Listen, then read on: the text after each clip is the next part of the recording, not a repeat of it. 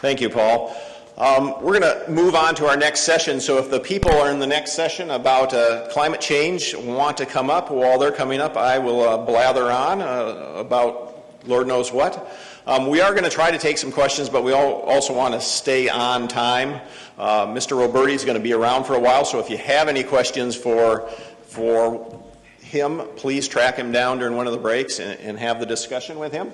I think Rick Kessler is actually going to facilitate this thing, so hopefully he's in the room someplace.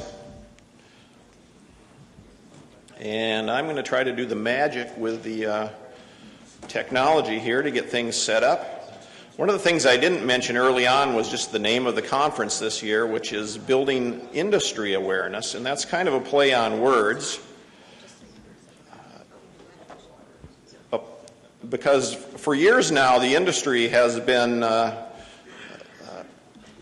required, I'm trying to do two things at once, been required to do public awareness outreach, and they've spent millions and millions of dollars telling the public what it is that they think the public ought to know. And it's all valuable stuff, and Mr. Roberti mentioned some of it.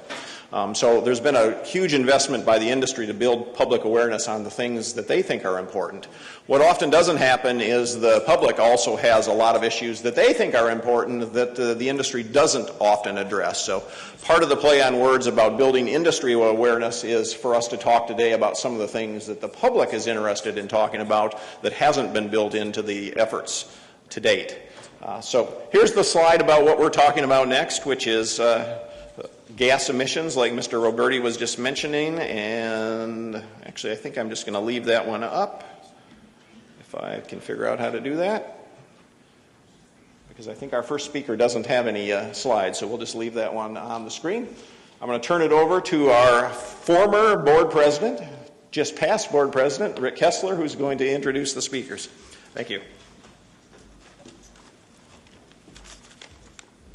Sorry for that dramatic entrance before. You can never time your phone calls with your panels.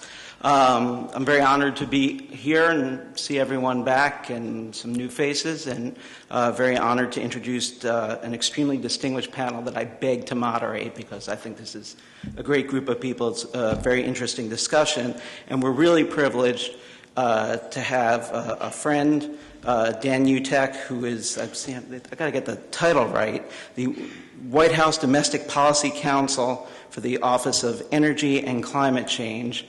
And Dan has a wealth of experience. I think I first met him back when he was working for Senator Clinton, maybe.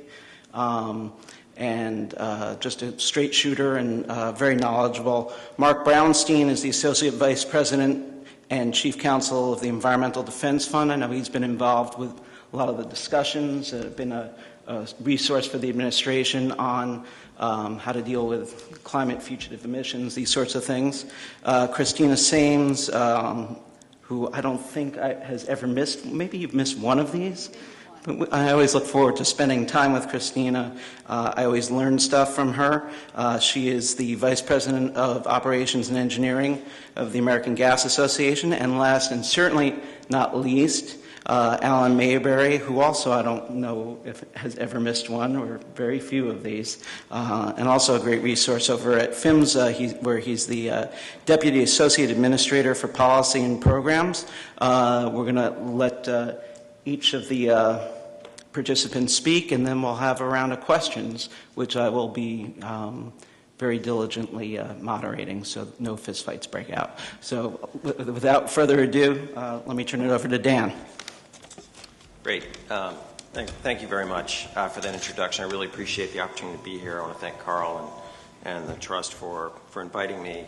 Good morning. You know, the panel that we've got here is looking at the intersection between pipelines, pipeline safety, climate change. I like Carl's focus slide. I think that's obviously the primary focus of everybody in this room, whether that's you know, citizens, industry, regulators. Safety is really the key focus here. I know that's obviously PHMSA's primary focus. So that's the key objective, and it's a priority for the administration. That's point one. Point two is that natural gas, aka methane, also happens to be a potent greenhouse gas. and therefore actions to improve safety that reduce methane emissions have potential spillover benefits from a climate perspective. Can you hear me? Just a little bit up. Yeah, we got a little feedback. There's a little feedback going. So. Okay. That better? And similarly, actions taken to reduce methane emissions from the oil and gas sector with climate change as the driver have a potential to increase safety. And the third point I'd add is that all of this activity, however it's motivated, can help to create jobs, and I think that's true kind of across the board on climate, the things that we're trying to do to reduce emissions. So with those basic points in mind, I want to start sort of at a high level and talk about the administration's broader climate agenda, and then I'm going to come back to methane and where pipelines fit into that.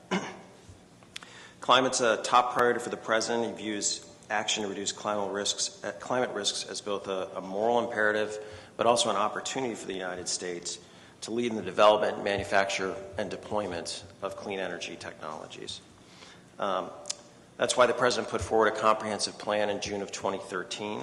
Has three key parts. First, a series of measures to reduce greenhouse gas emissions in the United States. Second, a series of steps to work on preparedness and resiliency with respect to climate impacts, some of which we're already seeing, some of which we anticipate regardless of the pace of progress we can make in reducing emissions. And third, a series of steps on the international front, because this is a problem that ultimately needs an effective global solution if we're really going to tackle it.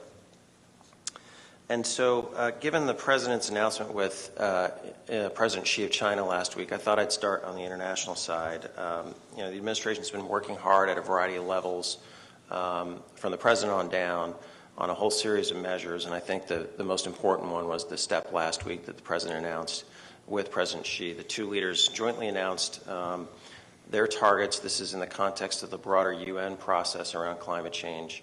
The next round of which will culminate in a meeting in Paris next December. And this was the first time, though, that the two world's largest economies, energy consumers, and carbon emitters reached across what have been longstanding and traditional divides and said that they would work together, and I think demonstrated leadership that we expect will spark others to follow. So President Obama, building on the work of the last 6 years, committed to an ambitious but we think achievable goal to cut greenhouse gases 26 to 28% below 2005 levels by 2025. The current goal is to reduce emissions 17% by 2020. China, for the first time ever, agreed to peak its emissions in 2030 and also announced a target of expanding the share of zero-emission energy sources to 20% by 2030. That's going to take action on both sides. That's, as I said, an ambitious target for us, and I'll outline some of the steps we're taking to get there. We think it's also ambitious for China. I think most experts have thought that their emissions would peak 2035, 2040, perhaps even later, and that zero carbon energy part of it that I talked about to 20% by 2030, just because of the scale of the country, will require the equivalent of building 500 windmills or 200,000 solar panels every week between now and 2030. So we think that's a significant commitment, and we hope an important step forward in the broader, sort of the broadest context in which we're dealing with climate, which is trying to get an effective global solution, which we need. Just briefly, a few of the other things that we're doing. We're working to advance the science of climate change. We think that we certainly know enough that we need to act, but I think we can always improve and sharpen our understanding, and particularly do better at explaining it to people. And so in May of this year, we put out a national climate assessment. It was the third of that series of assessments, and it's the most authoritative statement of scientists in the U.S. about climate impacts, and the first time we've really been able to drill down on a regional and also a sectoral basis and look at what we think the impacts would be. So I encourage you to take a look at that. We've been working, as I said, on preparedness and resilience, and I think one of the key things there is the president a year ago stood up a committee of state, local, and tribal leaders in a task force, 26 governors, county executives, mayors, tribal leaders, to provide advice to the administration on how the federal government can respond to the needs of communities nationwide dealing with the impacts of climate change. And just this past Monday, we got back, I think, about 100 recommendations from that body. So we'll be working through those in the coming years. On the first sort of category of things, reducing emissions here in the U.S., I think the biggest thing that we're doing is in June of this past year, the EPA proposed the first ever limits for carbon pollution from power plants. And that proposal is to reduce those emissions by 30% by the year 2030, starting in the year 2020. We're working now to finalize those standards in 2015, next June, and then states, the way this program will work is that we will set state-by-state standards for that, and then states will develop plans whereby they'll implement and meet those. So encourage you to, if you're not aware of that, encourage you to take a look at that. That's really significant. Number of other measures that we're taking to reduce CO2 emissions. But of course, there are other important greenhouse gases. CO2 is about 80% of what the U.S. Inventory consists of. About 9% is methane, which, as I mentioned, is a potent greenhouse gas. And so part of the climate plan the President put forward last June included a commitment to put out a strategy for methane emissions, which we did in March. And that detailed a series of actions that we take to cut emissions from a variety of sectors, including landfills, coal mining, agriculture, and of course the oil and gas system. So we're making progress in implementing that strategy. EPA has issued a series of white papers to help identify sources of methane emissions in the oil and gas industry. Department of Energy, as Paul mentioned, held a series of roundtables with regulators, with industry, with folks like the Pipeline Safety Trust participated, many stakeholders, and we're moving forward with some recommendations from that.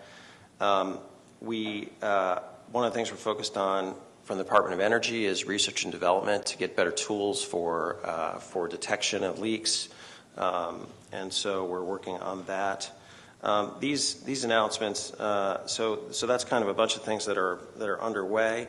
I think some key things coming up, and I'm sure we'll get into this on the course of this panel, is we've got a couple of important milestones soon. EPA, as I mentioned, issued a series of white papers to look at significant sources of emissions from the oil and gas industry, and I think by the end of the year they'll announce a path forward there and what they can do.